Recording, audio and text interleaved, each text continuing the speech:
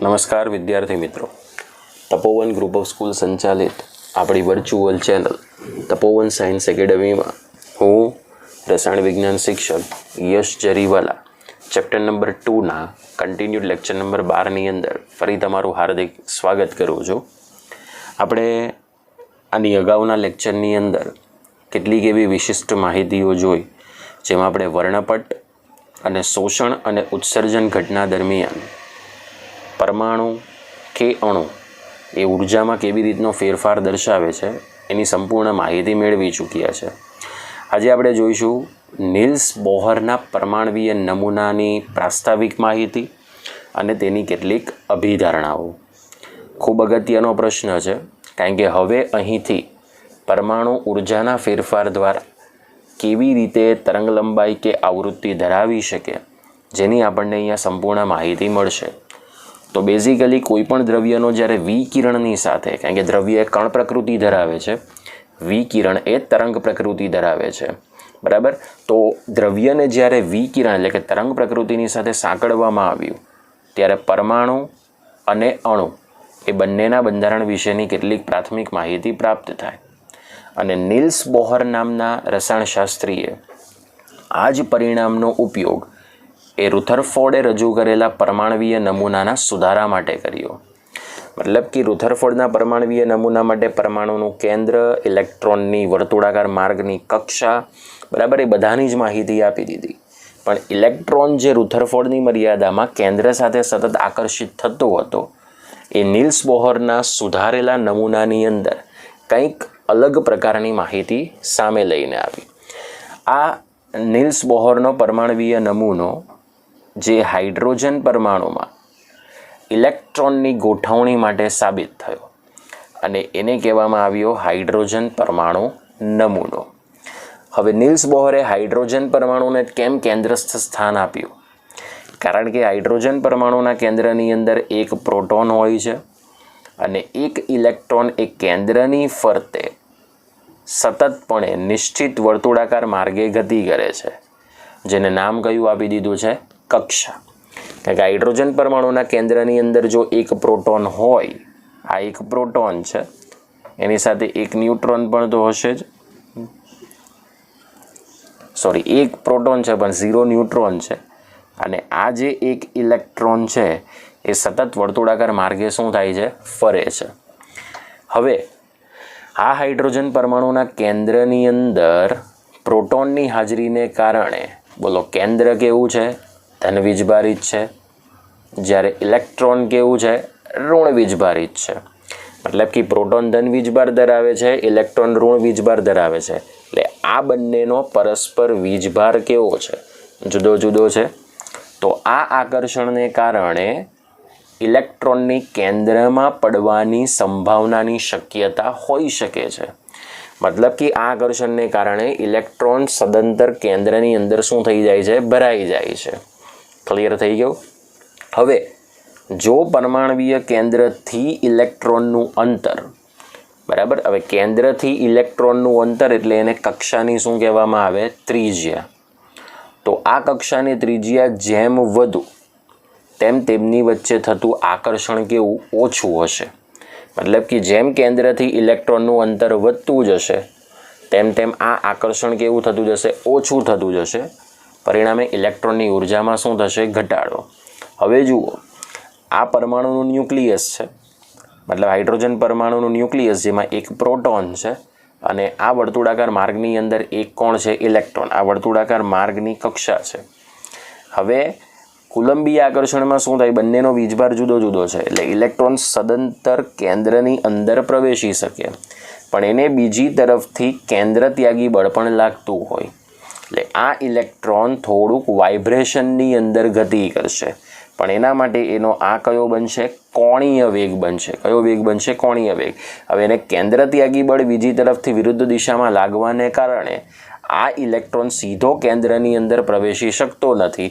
એટલે આપણે કેન્દ્રથી ઇલેક્ટ્રોનની આ જે કક્ષાકીય ત્રિજ્યા છે બરાબર. આ જે કક્ષાકીય શું છે ત્રિજ્યા, એનું આપણે શું કરી શકીએ, માપન કરી શકીએ છે કે કેટલા અંતરે ઇલેક્ટ્રોન ગતિ કરે છે. એટલે જ કેન્દ્રની ફરતે ઇલેક્ટ્રોનની વર્તુળાકાર માર્ગની અલગ અલગ કક્ષાઓ આપણે ડ્રો કરી શકીએ છીએ. આવું સૂચવનાર વૈજ્ઞાનિક જે હતો એ છે નીલ્સ બોહર. પણ આ નીલ્સ બોહરે હાઇડ્રોજન પરમાણુને ધ્યાનમાં રાખીને પોતાના નમૂનાની એવી તો કઈ અભિધારણાઓ રજૂ કરી કે જે આજને આપણે હાલની તારીખની અંદર પણ ભણવી પડે છે. ઓકે, તો હવે આપણે અભિધારણાઓ વિશેની ચર્ચા કરીશું. આનો સ્ક્રીનશોટ પાડી દો વિદ્યાર્થી મિત્રો. હવે આપણે નીલ્સ બોહરના પરમાણ્વીય નમૂનાની અભિધારણા તરફ જઈએ.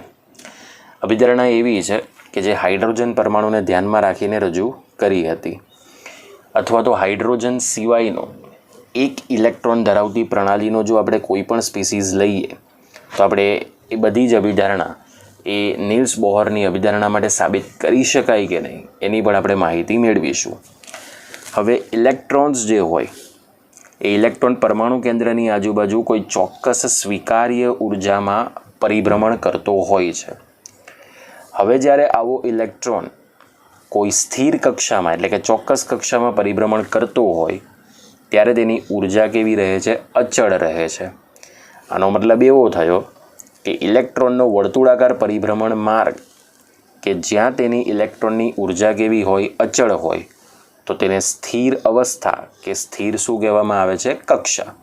મતલબ કે ઇલેક્ટ્રોન કોઈ એક ચોક્કસ વર્તુળાકાર માર્ગ પર જ્યારે ગતિ કરતો હશે ત્યારે તે ઉર્જા અચળ રાખે છે. મતલબ કે કોઈ સ્થિર કક્ષામાં પરિભ્રમણ કરતો હોય ત્યારે તે ઉર્જાનું શોષણ કે ઉત્સર્જન કરતો નથી. બરાબર. માની લો કે આપણી પાસે આ છે પરમાણુનું કેન્દ્ર. બરાબર. અને આ પરમાણુ કેન્દ્રની આસપાસ ઇલેક્ટ્રોનના પરિભ્રમણ માટેની વર્તુળાકાર શું છે, કક્ષા.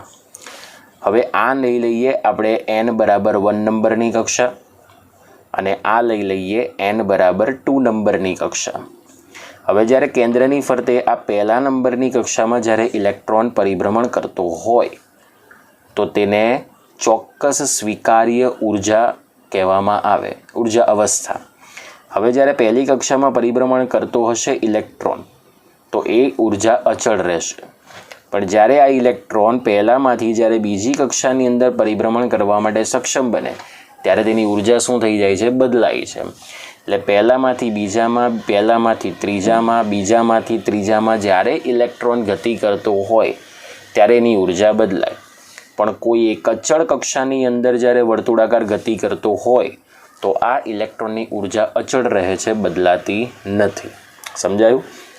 હવે જ્યારે આ ઇલેક્ટ્રોન કોઈ એક સ્થાયી કક્ષામાંથી બીજી કોઈ સ્થાયી કક્ષામાં ચોક્કસ જથ્થાની ઉર્જાનું શોષણ કે ચોક્કસ જથ્થાની ઉર્જાનું ઉત્સર્જન કરે ત્યારે ઉર્જાનો જથ્થો કેવો રાખે છે, અચળ રાખે છે.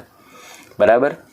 તો માની લો કે તમારી પાસે ઓછી ઉર્જાવાળી કક્ષા E1 છે અને વધુ ઉર્જાવાળી કક્ષા E2 છે. તો જ્યારે ઇલેક્ટ્રોન E1માંથી E2માં જાય ત્યારે hν જેટલી ઉર્જાનું શું કરે, શોષણ કરશે. અને જ્યારે આ ઇલેક્ટ્રોન ઊંચી ઉર્જાવાળી કક્ષામાંથી નીચી ઉર્જાવાળી કક્ષા એટલે E2માંથી E1માં આવે ત્યારે hν જેટલી ઉર્જાનું શું કરે છે, ઉત્સર્જન કરે છે. ટૂંકમાં આ સંજોગની અંદર તમે લખી શકો છો કે delta E is equal two E2 minus E1. જે કંઈક પણ તફાવત હશે એ hν જેટલો જ હશે, એ તફાવત બદલાતો નથી. બરાબર. તો બીજો મુદ્દો એવો હતો કે જ્યારે ઇલેક્ટ્રોન કોઈ એક સ્થાયી કક્ષામાંથી બીજી સ્થાયી કક્ષાની અંદર જ્યારે સંક્રમણ કરે કે ઉત્સર્જન કરે ત્યારે ઉર્જાનો જથ્થો અચળ જાળવી રાખે છે. મતલબ પહેલામાંથી બીજામાં જવા માટે જેટલી ઉર્જાનું શોષણ થાય એટલી જ ઉર્જાનું ઉત્સર્જન બીજીમાંથી પહેલી કક્ષામાં આવવા માટે થાય. ફક્ત મૂલ્ય બદલાય. ઉર્જાનું શોષણ માટે મૂલ્ય ધન આવશે, ઉર્જાના ઉત્સર્જન માટે મૂલ્ય કેવું આવશે, ઋણ આવશે. સમજાયું વિદ્યાર્થી મિત્રો? તો આ હતી 2 અભિધારણા. હવે આપણે ક્રમશઃ સ્ટેપ બાય સ્ટેપ અલગ અલગ અભિધારણા ઉપર જઈએ. આનો સ્ક્રીનશોટ પાડી દો. ઓકે, આપણે ત્રીજી અભિધારણા ઉપર જઈએ કે ઇલેક્ટ્રોન ફક્ત એવી જ કક્ષાની અંદર પરિભ્રમણ કરી શકે છે જ્યાં તેનું કોણીય વેગમાન mvr એ h/2πની કોઈ પણ ધન પૂર્ણાંક સંખ્યા nના પૂર્ણ ગુણાંક તરીકે હોય.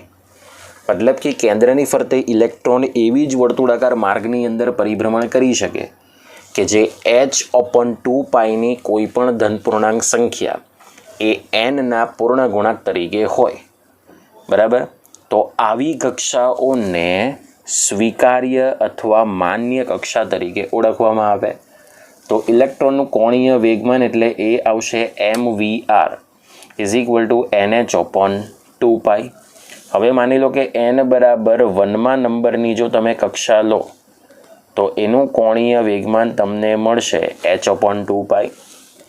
જો તમે n બરાબર 2 નંબરની કક્ષા લો તો અહીંયા n બરાબર 2 મૂકો તો 2/2 કેન્સલ થશે તો એનું કોણીય વેગમાન કેટલું આવશે h/π. જો તમે n બરાબર 3 મૂકશો તો અહીંયા 3 મૂકો તો 3/2 એટલે 1.5 થશે તો 1.5 h/π. જો અહીં તમે n બરાબર 4 મૂકો તો 2h/π. મતલબ ટૂંકમાં પહેલા નંબરની કક્ષા જે હોય એનું કોણીય વેગમાન જ્યારે h/2π થશે તો એને સ્વીકાર્ય કક્ષાઓ કહેવાય. મતલબ કે આટલા h/πના ગુણોત્તર પૂર્ણ ગુણાંક તરીકે જ્યારે તમને જોવા મળે તો એવી કક્ષાઓને સ્વીકાર્ય અથવા માન્ય કક્ષાઓ તરીકે ઓળખવામાં આવે.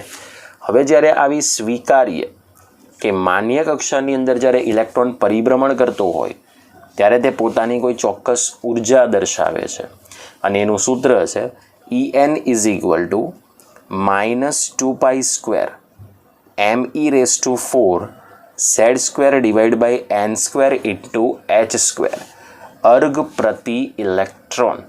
બરાબર. આ એની ઉર્જા શોધવાનું સૂત્ર છે. બરાબર. જેની અંદર m એટલે ઇલેક્ટ્રોનનું દળ, e એટલે ઇલેક્ટ્રોનનો વીજભાર, z એટલે એક ઇલેક્ટ્રોન ધરાવતી પ્રણાલીનો પરમાણવીય ક્રમાંક, n એટલે કક્ષાનો નંબર અને h એટલે પ્લાન્ક કોન્સ્ટન્ટ. બરાબર. કોઈ પણ સ્પીસીઝ હશે એના માટે બદલાશે શું? તો એક તો બદલાશે z અને બીજું બદલાશે n. બાકીની બધી માહિતી ઇલેક્ટ્રોન માટે કેવી હોય છે? કોમન હોય છે, જે બદલાતી નથી. હવે કોઈક એવો ઇલેક્ટ્રોન હોય કે જે કેન્દ્રના આકર્ષણ બળથી ખૂબ જ દૂર છે. ઇન ધ સેન્સ કે જો અનંત કક્ષામાં રહેલો ઇલેક્ટ્રોન હોય એને આપણે ક્યાં કહીએ? મુક્ત ઇલેક્ટ્રોન. કારણ કે માની લો કે આ તમારી પાસે કેન્દ્ર છે અને આ જે વર્તુળાકાર માર્ગની સ્વીકાર્ય કક્ષા છે. મુક્ત ઇલેક્ટ્રોન તો અહીંયા પણ હોઈ શકે, અહીંયા પણ હોઈ શકે, અહીંયા પણ હોઈ શકે કે અહીંયા પણ હોઈ શકે. સમજાય છે? એ ગમે તે અંતરે હોઈ શકે. પણ મુક્ત ઇલેક્ટ્રોન કેન્દ્રથી અનંત અંતરે હોવાથી તેની ઉર્જાનું મૂલ્ય કેવું હોય? 0. પણ જેટલી સ્વીકાર્ય કક્ષાની અંદર ઇલેક્ટ્રોન્સ હશે એના માટે ઉર્જાનું મૂલ્ય કદી 0 હોતું નથી. તો હાઇડ્રોજન પરમાણુ માટે જો આપણે n બરાબર 1 લઈ લઈએ તો n બરાબર 1 વાળી અવસ્થાને હાઇડ્રોજન પરમાણુ માટે ન્યૂનતમ ઉર્જા અવસ્થા કહેવાય. પણ જો હાઇડ્રોજન પરમાણુ માટે આપણે n ઇઝ ગ્રેટર ધેન 1 લઈ લઈએ, મતલબ કે 2, 3, 4, 5 એ જો મૂલ્ય આપણે લઈ લઈએ તો એ હાઇડ્રોજન પરમાણુ માટે શું કહેવામાં આવે? મહત્તમ ઉર્જા અવસ્થા. મતલબ કે હાઇડ્રોજન પરમાણુ માટે જ્યાં સુધી આ સૂત્રમાં આપણે n બરાબર 1 લઈશું તો એને ન્યૂનતમ ઉર્જા અવસ્થા કહેવાય. અને આની અંદર જો આપણે n ઇઝ ગ્રેટર ધેન 1 લઈએ એટલે n બરાબર 2 લઈએ, n બરાબર 3 લઈએ, n બરાબર 4 લઈએ કે પછી ક્રમશઃ આપણે nના નંબર મૂકતા જઈએ પણ 1થી વધારે, ત્યારે આપણને હાઇડ્રોજન પરમાણુ માટે શું મળે છે? મહત્તમ ઉર્જા અવસ્થા પ્રાપ્ત થયેલી તમને જોવા મળશે. સમજાયું? તો હાઇડ્રોજન માટે n બરાબર 1 એટલે ગ્રાઉન્ડ સ્ટેટ ન્યૂનતમ ઉર્જા અવસ્થા ધરાવસ્થા કહેવાય. પણ 1થી ઊંચી જેટલી પણ તમને કક્ષાઓ જોવા મળે એ હાઇડ્રોજનની કઈ અવસ્થા જોવા મળે? ઉત્તેજિત અવસ્થા તરીકે તમને જોવા મળશે. સમજાયું વિદ્યાર્થી મિત્રો? તો આ થઈ ગઈ બાકીની 2 અભિધારણા. સ્ક્રીનશોટ પાડી દો. ઓકે વિદ્યાર્થી મિત્રો, હવે આપણે આગળ વાત કરીએ 5મી અભિધારણા ઉપર. આ 5મી અભિધારણાને કહેવાય છે બોહર ત્રિજ્યા. જ્યારે ઇલેક્ટ્રોન nમી સ્થિર કક્ષામાં એટલે કોઈ પણ એનમી સ્થિર કક્ષા પહેલી, બીજી, ત્રીજી કે ચોથી, તો એનમી સ્થિર કક્ષામાં જ્યારે ઇલેક્ટ્રોન ગતિ કરતો હોય ત્યારે ત્રિજ્યા શોધવાનું સૂત્ર આ પ્રમાણે છે: Rn is equal to h square divide by 4 square me square k બરાબર into n square divide by શું આવશે? z. હવે આટલું જે મૂલ્ય છે એ તો કેવું છે? અચળ છે, એટલે આપણે એને કૌંસમાં લઈ લીધું, એટલે n સ્ક્વેર ડિવાઈડ બાય શું આવશે? z. હવે આપણે r જે છે બરાબર, આ સૂત્ર તમારે ધ્યાન રાખવાનું છે. સમજાય છે વિદ્યાર્થી મિત્રો? n એટલે શું? કક્ષાનો ક્રમ. એ પહેલા નંબરની હોઈ શકે, બીજા નંબરની હોઈ શકે, ત્રીજા નંબરની, ચોથા, પાંચમા કે છઠ્ઠા. m એટલે ઇલેક્ટ્રોનનું દળ, એ છે 9.1 ઇન્ટુ 10⁻31 kg. e એટલે છે ઇલેક્ટ્રોનનો વીજભાર, z છે પરમાણવીય ક્રમાંક અને k છે કુલંબીય અચળાંક, જેની કિંમત છે 9 into 10⁻9 newton metre square divide by coulomb square. Okay, હવે આ જે તમને અચળ ગુણોત્તર જોવા મળે છે એ અચળ ગુણોત્તરને આપણે શું કહી દઈએ? A0 into n square divide by શું કહી દઈએ? z. હવે આ બધાની ટોટલ કિંમત મળશે તમને પિકોમીટરમાં 52.9 into n square divide by z. હવે પિકોનો ગુણક તમે મૂકી શકો 10⁻−12. હવે તમારે એને સેન્ટીમીટરમાં ફેરવવું હોય તો ઇન્ટુ 10⁻2 અહીંયા મૂકવું પડશે, એટલે 52.9 into 10⁻−10 n square divide by z centimetre મળશે. હવે તમારે જો આને નેનોમીટરમાં ફેરવવું હોય તો અહીંયા 10⁻−9 જોઈએ, તો એક સ્ટેપ તમારે આમ લઈ જવાનું, બરાબર? સોરી, અહીંયાથી લઈ જવું પડશે, અહીંયાથી ન લઈ જવાય, અહીંયાથી લઈ જવું પડે, એટલે 3 સ્ટેપ જવા પડે, 1, 2 અને 3, બરાબર? એટલે 0.529 થાય, તો 0.529 ગુણ્યા 10⁻−9 થશે. ઓકે, તો આ માની લો કે તમારી પાસે એક અચળ કિંમત થઈ જાય તો Rn ચલે છે n સ્ક્વેરના છેદમાં z આવશે. ઓકે, તો Rn1 પહેલી ને બીજી કક્ષાની ત્રિજ્યાનો જો તમે ગુણોત્તર લો તો n1 square divide by n2 square into z2ના છેદમાં શું લખી શકાય? બોલો, z1 લખી શકાય. તો જેમ nનું મૂલ્ય વધારે તેમ કક્ષાની ત્રિજ્યા વધારે, એટલે કેન્દ્રથી ઇલેક્ટ્રોન વધુ ને વધુ દૂર અંતરે હોઈ શકે. તો જો આપણે કક્ષાનો નંબર જાણતા હોઈએ તો આપણે કોઈ પણ કક્ષાની ત્રિજ્યા કેટલી છે એ પણ આપણે નક્કી કરી શકીએ, જે 5મા નંબરની અભિધારણા સૂચવે છે. હવે 6ઠ્ઠી અભિધારણા એ છે કે ઇલેક્ટ્રોન માટે સંકળાયેલો સૌથી અગત્યનો ગુણધર્મ એક જ છે કે સ્થાયી અવસ્થા સાથે સંકળાયેલી ઉર્જા. એક ઇલેક્ટ્રોન યુક્ત પ્રણાલી માટે તેની સ્થાયી અવસ્થા સાથે સંકળાયેલી ઉર્જા, એટલે કોઈ પણ સ્થિર અવસ્થા હોય એની ઉર્જા એ દરેક ઇલેક્ટ્રોન માટે એક અગત્યનો ગુણધર્મ છે. તો En is equal to RH into 1 શું લખાશે? n સ્ક્વેર લખાય. હવે RH ક્યાંથી આવે છે? તો અગાઉ આપણે હમણાં એક સૂત્ર જોયું કે En is equal to -2π square me⁴ z square divide by n square into h square. તો આ જે તમને ટોટલ ગુણોત્તર દેખાય છે, આપણે z બરાબર 1 લઈ લઈએ કારણ કે હાઇડ્રોજન માટે છે, તો આટલો જે તમને ગુણોત્તર દેખાય છે બરાબર, એ જે ગુણોત્તર છે એનું મૂલ્ય તમને કેટલું જોવા મળે છે? RH જેટલું જોવા મળે. અને RH એટલે કહેવામાં આવે રીડબર્ગ કોન્સ્ટન્ટ, રીડબર્ગ અચળાંક, જેની કિંમત છે 2.18 ગુણ્યા 10⁻18 જૂલ. હવે જો આપણે અહીંયા n બરાબર 1 લઈ લઈએ તો E1 કહેવાય. તો n બરાબર 1 તો એને આપણે તમે E1 કહી દો, તો E1 is equal two -2.18 into 10⁻−18 થશે, ઇન્ટુ 1ના છેદમાં 1 સ્ક્વેર જૂલ થશે. એટલે E1 એટલે પહેલી કક્ષાની ઉર્જા તો આટલી જ આવશે, 2.18 ગુણ્યા 10⁻18 જૂલ. પણ આ માઇનસ એટલા માટે છે કે કેન્દ્રથી ઇલેક્ટ્રોનનું અંતર હોય તેમાં કેન્દ્રથી આગી બળ લાગે છે, એટલે ઇલેક્ટ્રોનની ઉર્જા ક્રમશઃ શું થાય છે? ઘટે છે, એટલે માઇનસની નિશાની એટલે છે.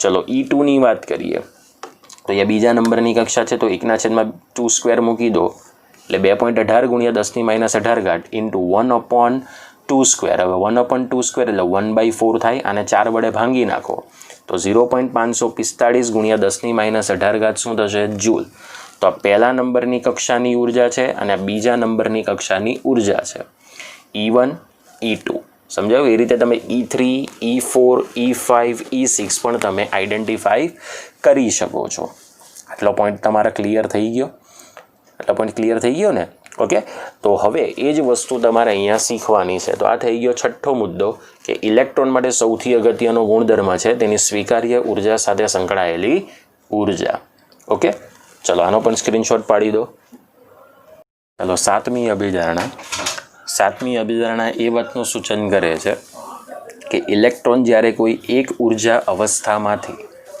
અન્ય કોઈ બીજી ઉર્જા અવસ્થાની અંદર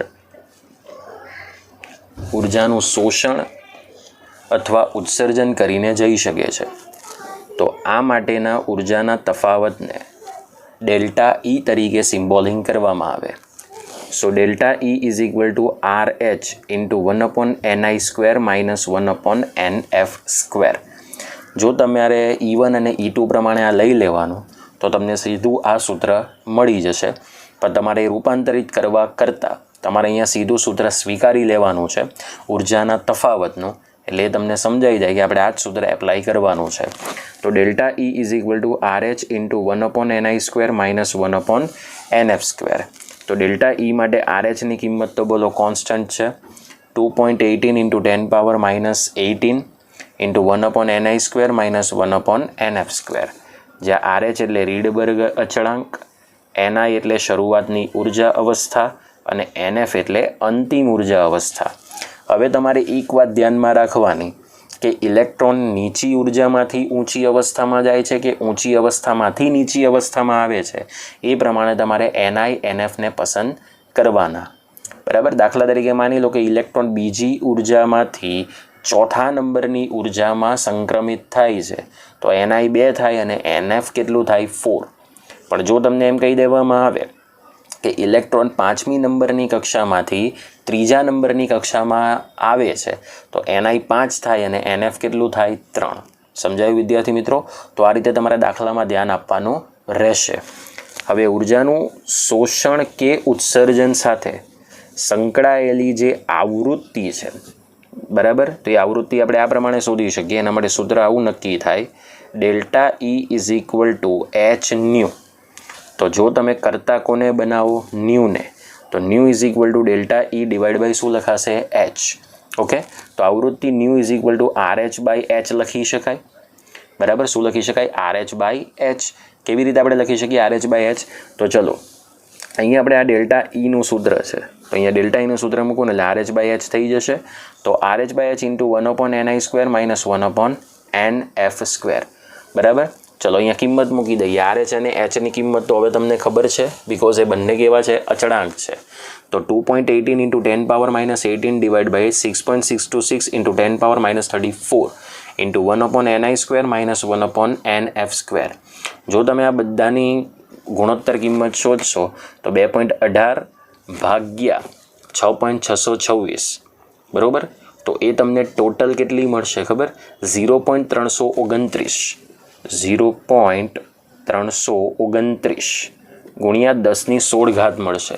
પણ એક સ્ટેપ તમે જમણી તરફ જાઓ એટલે તમને મળશે 3.29 ગુણ્યા 10⁻15 કારણ કે આમાંથી એક ઘાતાંક ઓછો થઈ જશે 1/ni² માઇનસ 1/nf² હર્ટ્ઝ અથવા તો શું લખી શકાય સેકન્ડ ઇનવર્સ.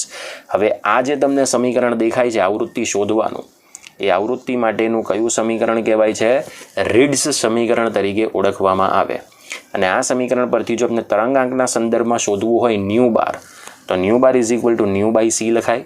હવે ન્યૂ બાય સી એટલે 1/λ. હવે ન્યૂ બાય સી પ્રમાણે તમારે લખવું હોય તો અહીંયા ન્યૂનું સૂત્ર મૂકી દો RH/h તો RH/hc આવશે ઇન્ટુ 1/ni² માઇનસ 1/nf². જો તમે RH/hcની કિંમત મૂકી દો તો એ પ્રમાણે તમે તરંગ આંકની પણ કિંમત શોધી શકો છો. સમજાયું? ઓકે તો આટલા ભાગનો તમે સ્ક્રીનશોટ પાડી દો. ચાલો વિદ્યાર્થી મિત્રો હવે આપણે ન્યૂ બારનું અહીંયા સૂત્ર મેળવ્યું હતું લાસ્ટ RH છેદમાં HC into 1/ni² minus 1/nf² અને એકમ આવશે એનો મીટર ઇન્વર્સ. કેમ એનો મીટર ઇન્વર્સ એકમ આવશે?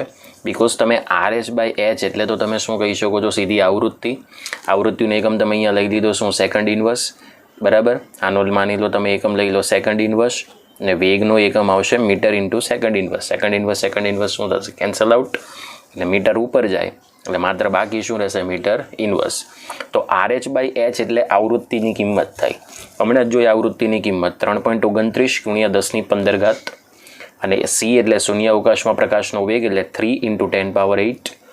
3.29 ભાગ્યા 3 એટલે એ ટોટલ જે તમને કિંમત આવશે એ આવશે 1.09677 અને 10⁻8 થઈ જશે ઉપર જાય તો એટલે 10⁻7 into 1/ni² minus 1/nf² metre inverse.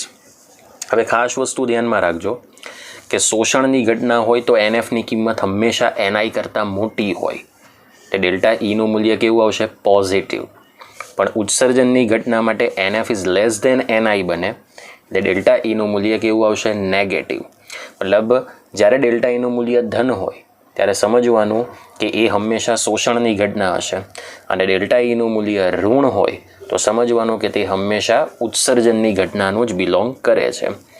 હવે હાઇડ્રોજન માટે જ્યારે ઇલેક્ટ્રોન ધરામાંથી ઉત્તેજિતમાંથી જ્યારે ધરા અવસ્થાની અંદર સંક્રમણ કરતો હોય ત્યારે આપણને યોગ્ય પ્રકારના શ્રેણી અને રેખાપદ જોવા મળે છે.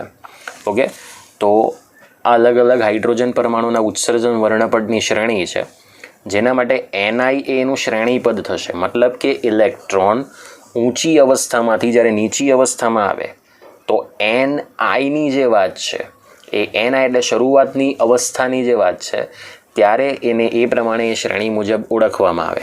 એટલે કે n બરાબર 1 હોય તો સમજવાનું કે લાઇમેન શ્રેણી જ હોય. મતલબ કે જ્યારે ઇલેક્ટ્રોન ત્રીજામાંથી પહેલી કક્ષામાં આવે કે બીજામાંથી પહેલી કક્ષામાં આવે, લાસ્ટ ઇલેક્ટ્રોન તમે જોઈ શકો છો કે પહેલી કક્ષામાં જ આવે છે. મતલબ કે લાઇમેન શ્રેણીની રેખાની વૃત્તિ સૂચવે છે. NF એટલે રેખાપદ. રેખાપદ એટલે શું? કે જો NI તમે 1 લો અને NF તમે 2 લો તો એનો મતલબ એ પહેલી રેખા આવૃત્તિ થઈ લાઇમેન માટે. હવે NI 1 લો ને NF 3 લો તો એનો મતલબ એ લાઇમેન શ્રેણીની બીજી રેખાની વૃત્તિ તમને જોવા મળે છે. લાઇમેન શ્રેણી એ તમને કયા વિસ્તારમાં જોવા મળે છે? પાર જાંબલી વિસ્તારમાં જોવા મળે છે. ચલો, બામર માટે NIની કિંમત કેટલી? 2 અને NF આવશે 3, 4 પછી ગમે તેટલું મૂલ્ય હોઈ શકે એ દ્રશ્યમાન વિસ્તારમાં તમને જોવા મળશે. બરાબર, ચલો, પાશ્ચન છે 3. ઓકે, તો NF આવશે 4, 5 અપ ટુ ગમે તેટલા સુધી એ કયા વિસ્તારમાં જોવા મળે? પાર રક્ત. બ્રેકેટ 4 આવશે NI તો NF આવશે 5, 6 અપ ટુ એ પણ કયા વિસ્તારમાં? પાર રક્ત વિસ્તારમાં. ચલો, ફ્રુંડ માટે NI કેટલું? 5 તો NF આવશે 6, 7. બરાબર, અને એ પણ કયા વિસ્તારમાં? પાર રક્ત વિસ્તારમાં. ટૂંકમાં એક વસ્તુ ધ્યાનમાં રાખજો, NI માટે મૂલ્ય એક જ હોય પણ NF માટે મૂલ્ય આનાથી મોટા જ હશે, આનાથી કદી નાના હશે નહીં. હવે તમને એ પ્રમાણે ચાર્ટ આપ્યો છે. અહીંયા તમને ઉર્જા બતાવી છે કે જેમ તમે પહેલી કક્ષામાંથી બીજી કક્ષામાં જતા જશો તેમ ઉર્જાની કિંમતમાં શું થશે? વધારો થશે. બરાબર, હવે જ્યારે અહીંયા ટોટલ ઉર્જા સ્તર બતાવી દીધા છે. n બરાબર 1, n બરાબર 2, n બરાબર 3, n બરાબર 4, n બરાબર 5, n બરાબર 6, n બરાબર 7 અને અહીંયા n બરાબર આપણે શું લઈ લઈએ? ઇન્ફિનિટિવ છે. હવે ઇન્ફિનિટી ઉર્જા સ્તરમાં જે ઇલેક્ટ્રોન હોય તેની ઉર્જા હંમેશા આપણે કેવી સ્વીકારેલી છે? 0. હવે ઇલેક્ટ્રોન બીજીમાંથી પહેલી કક્ષામાં આવે, ત્રીજીમાંથી પહેલી કક્ષામાં આવે, ચોથીમાંથી પહેલી કક્ષામાં આવે, પાંચમીમાંથી પહેલી કક્ષામાં આવે કે છઠ્ઠા નંબરમાંથી પહેલી કક્ષામાં આવે તો તમારે સમજવાનું કે લાઇમેન શ્રેણીની જ રેખા હશે. હવે તમને એમ કહી દેવામાં આવે કે લાઇમેન શ્રેણીની પ્રથમ રેખાની ઉત્સર્જિત આવૃત્તિ શોધો. પ્રથમ રેખા એટલે બીજામાંથી પહેલામાં આવે ને ઉત્સર્જિત આવૃત્તિ શોધવાની છે મિત્રો. એટલે NI 2 થાય ને NF કેટલું થાય? 1. હવે તમને એમ કે ચોથી રેખા, તો ચોથી રેખા આ છે એટલે NI 5 થશે. બરાબર, NI 5 થશે અને NF કેટલું થશે? 1. સમજાય છે? એટલે ઇલેક્ટ્રોન કોઈ પણ ઊંચા સ્તરમાંથી પહેલા કક્ષામાં જો ઉત્સર્જિત થતો હોય તો તમારે સમજવાનું એ લાઇમેન શ્રેણીની જ વાત કરીએ છે. ઓકે, જે પારજાંબલી વિસ્તારમાં, એટલે આટલો ભાગ તમને કેવો મળશે? પારજાંબલી વિસ્તારનો મળશે. બામર શ્રેણી માટે જોજો, ત્રીજામાંથી બીજામાં, ચોથામાંથી બીજામાં, પાંચમીમાંથી બીજામાં અને છઠ્ઠામાંથી બીજી કક્ષામાં જ ઇલેક્ટ્રોન આવે છે. મતલબ કે એ કઈ શ્રેણી સૂચવે છે? બામર શ્રેણી સૂચવે છે. ચલો પાશ્ચનની વાત કરીએ તો ચોથામાંથી ત્રીજામાં, પાંચમામાંથી ત્રીજામાં, છઠ્ઠામાંથી ત્રીજામાં ઇલેક્ટ્રોન આવે તો એ કોની વાત સૂચવે છે? પાશ્ચન શ્રેણીની વાત સૂચવે છે. બરાબર. પછી આ જુઓ, પાંચમામાંથી ચોથામાં, છઠ્ઠામાંથી ચોથામાં, તો એ બ્રેકેટ શ્રેણીમાં આવે. જુઓ અહીંયા ચોથા નંબર માટે. ઓકે, અહીંયા છઠ્ઠામાંથી પાંચમામાં, તો પાંચમા માટે કોણ છે? ફ્રુંડ શ્રેણીની તમને અહીંયા માહિતી સૂચવે છે.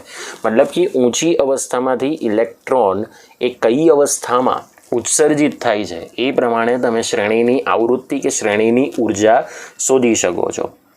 સમજાય છે વિદ્યાર્થી મિત્રો? તો એનો મતલબ કે લાઇમેન શ્રેણી માટે n બરાબર 1 ધરાવસ્થા થાય, બામર માટે n બરાબર 2 ધરાવસ્થા થશે. બરાબર. પાશ્ચન શ્રેણી માટે n બરાબર 3, બ્રેકેટ શ્રેણી માટે ચોથા નંબરની કક્ષા અને ફ્રુંડ શ્રેણી માટે પાંચમા નંબરની કક્ષા એ તમને ઓલરેડી ધરા અવસ્થા તરીકે જોવા મળે છે. સમજાયું વિદ્યાર્થી મિત્રો? તો આ વાત થઈ ગઈ છે લાઇમેન, બામર, પાશ્ચન, બ્રેકેટ અને ફ્રુંડ શ્રેણી, અને આ ફક્ત અને ફક્ત હાઇડ્રોજન પરમાણુ માટે જ તમને અહીંયા લાગુ પાડવામાં આવે છે. પણ હાઇડ્રોજન સિવાયની કોઈ એક ઇલેક્ટ્રોન ધરાવતી પ્રણાલી હોય તો એના માટે આપણે આ પ્રમાણેની વૃત્તિ લાગુ પાડી શકીએ. બરાબર. પણ એ એક ઇલેક્ટ્રોન ધરાવતી પ્રણાલી હોવી જોઈએ. સમજાય છે વિદ્યાર્થી મિત્રો? ઓકે, હવે મેઇન વસ્તુ એ છે કે આ બામર જે છે એ દૃશ્યમાન વિસ્તારમાં જોવા મળે. બરાબર. હવે દૃશ્યમાન વિસ્તારમાં જોવા મળે તો આ તમને જે 4 રેખા જોવા મળે છે તે અલગ અલગ રંગની હશે. બરાબર. લાલ, લીલો, વાદળી, જાંબલી. લાલ, લીલો, વાદળી, જાંબલી. કારણ કે ઘણી વખત દાખલામાં એવું પૂછાય કે બામર રેખાની જાંબલી રંગની રેખા માટે, બામર શ્રેણીમાં જાંબલી રંગની રેખા માટેની ઉર્જાનો તફાવત શોધો. તો જાંબલી રંગ એટલે આ જ થઈ ગયો છેલ્લું. એના માટે તમે જોઈ શકો છો કે n બરાબર 6 ni થશે અને nf શું થશે? n બરાબર 2. હવે શોષણનું કે તો ni 2 થશે અને nf શું થશે? 6. ઉત્સર્જન કે તો ni 6 થશે, nf 2 થશે. સમજાય છે? તમને ઉત્સર્જન પૂછ્યું છે, કઈ રીતની માહિતી પૂછી છે, બસ એ પ્રમાણેની જ આપણે અહીંયા વાત કરવાની છે. સમજાય છે વિદ્યાર્થી મિત્રો? ઓકે, તો આ થઈ ગઈ તમારી પાસે હાઇડ્રોજન પરમાણુ માટે નિલ્સ બોહરના પરમાણવીય નમૂનાની અભિધારણા અને એના પર આધારિત આપણે કઈ શ્રેણીમાં ઇલેક્ટ્રોનને ઉત્સર્જિત કરી શકીએ, સંક્રમિત કરી શકીએ. બરાબર. એની માહિતી પણ તમને અહીંયા આપી દીધી છે. તો આનો સ્ક્રીનશોટ પાડી દો. વિદ્યાર્થી મિત્રો, આપણે નિલ્સ બોહરના પરમાણવીય નમૂનાની ચર્ચા તો કરી લીધી, એની અભિધારણા, એની સમજૂતી. પણ આપણે નિલ્સ બોહરના પરમાણવીય નમૂનાની જે ખામીઓ છે, મર્યાદાઓ છે, બરાબર, તેનો આપણે હવે અહીંયા અભ્યાસ કરીશું. આમ તો જોવા જઈએ તો બોહરના પરમાણવીય નમૂનાને પહેલું જ સેન્ટેન્સ લખ્યું છે કે રુથરફોર્ડના કેન્દ્રીય નમૂનાના સુધારા તરીકે ગણવામાં આવે. કારણ કે બોહરનો જે પરમાણવીય નમૂનો હતો તે પરમાણુ અથવા આયનીય સ્થાયિતા અંગેની શું આપે છે? માહિતી આપે છે. તો બોહરના નમૂનાની મર્યાદાઓ સૂચવતા મુદ્દાઓ કેટલા છે? બરાબર. તો એમાં પહેલો મુદ્દો છે કે બોહરના પરમાણવીય નમૂનાની મદદથી હાઇડ્રોજન વર્ણપટની વધુ સારી સમજૂતી આપી શકાતી નથી. કેમ? કારણ કે જો વર્ણપટની 2 રેખાઓ અત્યંત નજીક હોય તો તેની સમજૂતી મળી શકતી નથી. આપણે અત્યારે એક ચાર્ટ જોયો કે લાઇમેન શ્રેણીમાં ટોટલ તમને 5 રેખા જોવા મળે, પણ જો એમાં કોઈ પણ 2 ક્રમિક રેખાઓ એકબીજાની ખૂબ જ નજીક આવી જાય તો આપણે એને વિશ્લેષિત કરી શકતા નથી. એ બોહરના પરમાણવીય નમૂનાની થોડીક મર્યાદા સૂચવે છે. બીજી મર્યાદા કે બોહરના પરમાણવીય નમૂનાની મદદથી હાઇડ્રોજન સિવાયના અન્ય પરમાણુના વર્ણપટ સમજાવવા માટે કેવો છે? નિષ્ફળ છે. બરાબર. હવે તમે વર્ણપટ હાઇડ્રોજનનો મેળવ્યો છે, પણ હાઇડ્રોજનની જગ્યાએ જો તમારે હિલિયમ, લિથિયમ, બેરિલિયમ જેવા તત્વોનો મેળવવો હોય તો એના માટે બોહરનો પરમાણવીય નમૂનો કાર્યરત નીવડતો નથી. મતલબ કે કેવો હોય છે? નિષ્ફળ નીવડે છે. ત્રીજી મર્યાદા, વર્ણપટની રેખાઓનું ચુંબકીય ક્ષેત્રની અસર હેઠળ થતું વિભાજન સમજાવવામાં પણ તે નિષ્ફળ છે. અને વર્ણપટની રેખાઓનું ચુંબકીય ક્ષેત્ર હેઠળ થતા વિભાજનને ઝીમેન અસર તરીકે ઓળખવામાં આવે છે. બરાબર. હવે એ જ પ્રમાણે વર્ણપટની રેખાનું વિદ્યુતીય ક્ષેત્રની અસર હેઠળ થતું વિભાજન સમજાવવામાં પણ તે નિષ્ફળ છે. અને વર્ણપટની રેખાઓનું વિદ્યુતીય ક્ષેત્રની અસર હેઠળ થતા વિભાજનને સ્ટાર્ક અસર તરીકે ઓળખવામાં આવે છે. 5મી મર્યાદા, પરમાણુઓ વચ્ચે રાસાયણિક બંધ રચી અણુ બનાવવાના ઉપાય અંગે પણ બોહરનો નમૂનો માહિતી સમજાવી શકતો નથી. કારણ કે પરમાણુઓ વચ્ચે રાસાયણિક બંધ રચાય છે તો એના માટે જવાબદાર કેટલાક બીજા અગત્યના સિદ્ધાંતો છે જે આપણે 4થા નંબરના ચેપ્ટરની અંદર જોઈશું. બરાબર, ત્યારે તમને ખબર પડશે કે એમાં બોહરનો પરમાણુય નમૂનો કામ નથી લાગતો, પણ એની અંદર સંયોજકતા બંધનવાદ, VSEPR સિદ્ધાંત અને લુઈસ બંધારણ જેવી કેટલીક થિયરીઓ કામ લાગે છે. બરાબર, ત્યારબાદ છે બોહરનો પરમાણુ નમૂનો ડ બ્રોગલીના દ્વૈતવાદ અને હાઇઝનબર્ગના અનિશ્ચિતતાના સિદ્ધાંત સાથે સુસંગત નીવડતો નથી. હવે કેમ? કારણ કે બોહરનો જે પરમાણુય નમૂનો છે તે ઓલરેડી તરંગ પ્રકૃતિવાદ સાથે સંકળાયેલ છે, પણ કણ પ્રકૃતિવાદ સાથે સંકળાયેલ નથી. કારણ કે ડ બ્રોગલીનો જે દ્વૈતવાદ છે એમાં કણની પ્રકૃતિ વિકિરણની સાથે સરખાવવામાં આવી છે. તો ડ બ્રોગલીનો દ્વૈતવાદ એટલે કે ડ બ્રોગલીનો દ્વૈતવાદનો સિદ્ધાંત કે જે આપણે આવતીકાલના નેક્સ્ટ લેક્ચરમાં જોઈશું, અને હાઇઝનબર્ગનો અનિશ્ચિતતાનો સિદ્ધાંત, બરાબર, એ પણ આપણે આવતીકાલે જોઈશું, જેની કોઈ માહિતી આપી શકતો નથી. બરાબર, તો હવે આપણે વિકિરણના દ્વૈત સ્વભાવની ચર્ચા મેળવી લઈએ. આટલા ભાગનો સ્ક્રીનશોટ પાડી દો વિદ્યાર્થી મિત્રો. હવે આપણે જે વિકિરણનો દ્વૈતવાદ છે એ શું સૂચવે છે તેની માહિતી લઈએ. તો દ્રવ્ય અને વિકિરણ, દ્રવ્ય એટલે કણ પ્રકૃતિ ને વિકિરણ એટલે તરંગ પ્રકૃતિ, તો એ બંનેના દ્વૈત સ્વભાવ શું છે? તો 1870માં જેમ્સ મેક્સવેલ નામના વૈજ્ઞાનિકે એવું સૂચવ્યું કે વીજભારિત પદાર્થો વચ્ચેના આંતરિક આકર્ષણ અંગેની વિસ્તૃત માહિતી આપી અને તેના પરથી વિદ્યુતીય અને ચુંબકીય ક્ષેત્રની વર્તણૂક સમજાવી. તો મેક્સવેલે શું સૂચવ્યું? તો મેક્સવેલે એવું સૂચવ્યું કે જ્યારે વિદ્યુતીય વીજભારિત કણ પ્રવેગથી ગતિ કરે છે, બરાબર, પ્રવેગ એટલે વેગમાં થતો ફેરફાર તમને ખબર છે, ત્યારે વિદ્યુતીય અને ચુંબકીય ક્ષેત્ર ઉત્પન્ન થાય અને પ્રસરણ પામે છે, તથા આ બંને ક્ષેત્ર તરંગના સ્વરૂપમાં પ્રસરણ પામતા હોય છે. કે જ્યારે વિદ્યુતીય વીજભારિત કણ જ્યારે પ્રવેગથી ગતિ કરે છે ત્યારે વિદ્યુતીય અને ચુંબકીય ક્ષેત્ર બંને ઉત્પન્ન થાય છે અને તેઓ તરંગના સ્વરૂપમાં પ્રસરણ પામે છે, જેને વીજ ચુંબકીય તરંગો અથવા વીજ ચુંબકીય વિકિરણ, વિકિરણ એટલે શક્તિનો સ્ત્રોત, બરાબર, શક્તિનું તરંગ, એના પ્રમાણે આપણે ઓળખી શકીએ છીએ. આપણે પેલી આકૃતિ જોઈ હતી, ખબર છે? આ રીતે ઝેડ અક્ષ ઉપર ગતિ, આ રીતે વાય અક્ષ ઉપર ગતિ, અને એનું સંચરણની દિશા ક્યાં હતી? એક્સ અક્ષની દિશામાં, સમક્ષિતિજ દિશામાં હતી. હવે ન્યૂટનનો જ્યારે સમય હતો ત્યારે એવું કહ્યું ને પ્રકાશ કણોનો બનેલો છે, પરંતુ 19મી સદીમાં પ્રકાશનો તરંગ સ્વભાવ લેમ્બડા પણ સાબિત થયો. એ વસ્તુ ઓલરેડી આપણે આગળ જોઈ ચૂક્યા છે, ફરી અહીંયા પાછી રિપીટ થાય છે. સમજાયું વિદ્યાર્થી મિત્રો? તો આ ભાગનો પણ સ્ક્રીનશોટ પાડી દો. હવે અહીંયા આપણો આજનો લેક્ચર પૂર્ણ થાય છે. આજની થિયરી બરાબર વાંચી નાખજો, તો જ તમને આના પર આધારિત તમને દાખલા પણ સમજાશે. નહીંતર દાખલા તમને સમજાય નહીં, જે આપણે બોહરના નમૂનાની અભિધારણાના જોઈ ગયા. ઓકે, જે માહિતી જોઈ ચૂક્યા તે. ઓકે, જય હિન્દ, જય ભારત.